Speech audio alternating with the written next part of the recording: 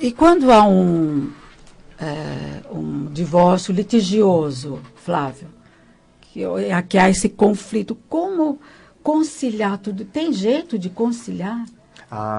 É necessário que tenha um jeito, porque temos que pensar sempre no melhor para a criança.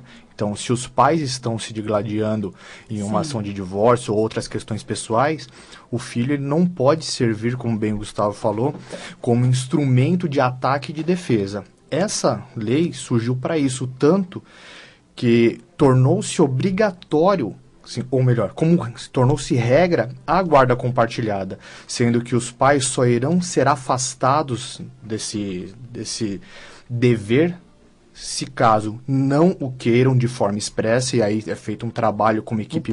né? Perfeito, com uma equipe multidisciplinar para identificar isso, ou no caso de inaptidão. Então, essa lei, essa guarda, o que ela vai trazer nessas ações que eu tenho, divórcio, litigioso, ou outras questões pessoais dos pais? Maior proximidade, porque eles obrigatoriamente terão que gerir em conjunto a vida da criança. Terão que fazer as pazes de um jeito. De fato, mesmo que não tenham trabalhem em paz, não vivam em paz, mas naquele momento, para a manutenção da criança, isso deverá ocorrer. Da saúde física, mental, psicológica da criança, né? Perfeito, que na verdade é o principal da nossa legislação quando trata da criança. Agora, existe alguma penalidade para esse pai ou essa mãe se não cumprir essa... Se eu posso chamar de lei? É uma lei, né? Uma lei, perfeitamente, isso mesmo. E se não cumprir essa lei, tem alguma penalidade? A penalidade que pode sofrer, se já existe a guarda compartilhada fixada, na verdade a guarda compartilhada ela só pode ser fixada por decisão judicial, tá? Para alguns esclarecimentos. Os pais eles podem regular de forma extrajudicial como será a guarda, porém só por meio de decisão judicial, após o Ministério Público se manifestar, que é o nosso fiscal que vai acompanhar se as partes estão agindo corretamente, que eu tenho a fixação exata da guarda compartilhada e do regime de convivência. A partir de então, qualquer violação a essa guarda, eu tenho consequências pessoais. Isso no convívio direto com a criança, porque se ficar identificado que o pai ou a mãe está trazendo prejuízo ou desvirtuando a guarda compartilhada, pode-se ter uma redução do tempo de guarda, até mesmo o perdimento dessa guarda em benefício do outro genitor, do outro pai.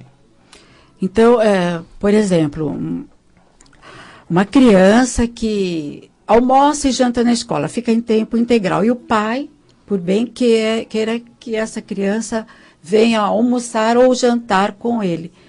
E ele pode exigir isto, e a mãe tem que concordar, é lei.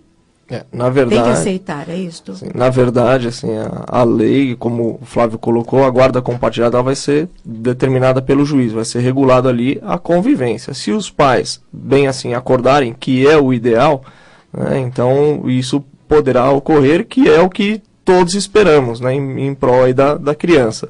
Agora, se não realmente for uma situação totalmente litigiosa, que ambos estão discutindo, não se tem um consenso sobre quem vai pegar a criança na escola, que dia vai ficar, então o juiz vai estabelecer um critério de convivência, o regime de convivência, o que certamente não vai ser da mesma forma que se daria da guarda unilateral, porque há estudos aí mostrando que se a criança ficar menos de 35% com um dos genitores, isso já não é guarda compartilhada, se caracteriza pela guarda unilateral, e é tudo que a lei não quer deixar ocorrer.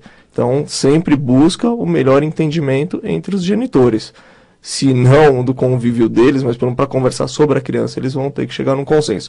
Não havendo consenso sobre o regime de visitação, que não é visitação, é a convivência, o juiz vai estabelecer decidir, né? E vai decidir pensando de uma forma equilibrada, para ter a mesma intimidade com o pai e com a mãe, a criança. Inclusive, Beth, é importante a gente destacar que no judiciário a gente tem 99% das discussões, quando são litigiosas, de brigas de guarda, quando se estabelece uma guarda unilateral, é a briga querendo o outro genitor a guarda. E quando se tem a guarda compartilhada, é muito raro ter uma briga de um querendo a guarda unilateral. Então, os estudos mostram que a guarda compartilhada realmente já vem sendo bem recebida, não só com essa nova lei, mas ela já vem sendo praticada desde a lei de 2008, e isso já vem sendo um critério muito interessante. Tão a sério, né, Gustavo? Ela não é levada muito a sério, porque antes não era a regra. Hoje a regra é a guarda compartilhada. E só se mostrou isso porque via-se que o pai ou a mãe virava apenas um visitante. E isso era o prejuízo para o menor, porque dependia de acompanhamento psicológico. Você verifica que uma criança que cresce sem acompanhamento ou do pai ou da mãe, ele tem realmente uma deficiência ali de uma figura ou materna ou paterna que traz um desequilíbrio a posteriori. Então a ideia realmente foi essa proximidade, em que pese os pais não terem esse convívio diário. Claro. Agora, quanto à pensão, que o pai tem que dar uma pensão alimentícia, é isso ao filho? É isso? É pensão? Isso, é pensão. Na verdade, como é que fica os pais, o pai que não esteja na companhia do filho, ele certamente terá que contribuir. Mas isso mudou alguma coisa? Não, na verdade, aparentemente, no dia a dia, nós escutamos que isso foi alterado, mas isso é uma falsa percepção do que a lei trouxe. Primeiro, porque a lei da guarda compartilhada, ela não trouxe reflexos diretos na questão dos alimentos. Ela se mantém desde quando foi criada a seu tempo, com a lei 5478 de 68. Então, ela se mantém e regulada pelo Código Civil.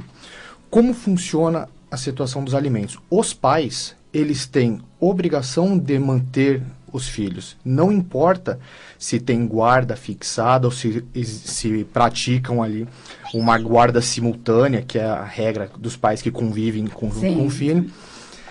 Sempre terão que contribuir na proporção de seus rendimentos. Quando há o rompimento desse vínculo familiar, em que eu tenho o afastamento de um dos cônjuges ou de um dos pais da residência, estabelece uma regra pela legislação que aquele que estiver fora da residência, aquele que tiver maiores condições, pagará uma certa quantia, ou será em valor, ou será em próprios alimentos, bens mesmo, para a subsistência dessa criança, mas sempre pensando de forma proporcional. O que a lei ela trouxe? Que os alimentos se manterão da mesma forma, né? Coisa que, aparentemente, por se tratar de guarda compartilhada, imagina-se, se agora eu também sou detentor da guarda, não preciso mais pagar os alimentos. Isso não é verdade, isso não ocorre. O que nós temos é analisado esse maior tempo de convívio, e esse maior tempo de convívio com a criança, ele vai estabelecer quais são essas necessidades, e aí vai se colocar de forma proporcional qual será essa necessidade. Pode ser que tenha a diminuição dos alimentos com relação àquele que paga? É possível que tenha, porque eu aumento o tempo de convivência. Então, ele vai estar dispondo mais de questões financeiras. Claro. Mas não eliminar por completo só pelo fato de se ter a guarda compartilhada. Quem não pagar ainda continua aquela lei que vai para cana, né? Vai em cana. Perfeitamente. Continua, ainda, né? Se tiver uma fixação dos alimentos por decisão judicial, se mantém aí o não cumprimento da pena de prisão. Na verdade, é a única situação que nós temos de prisão civil dentro do nosso país, né? Isso aí.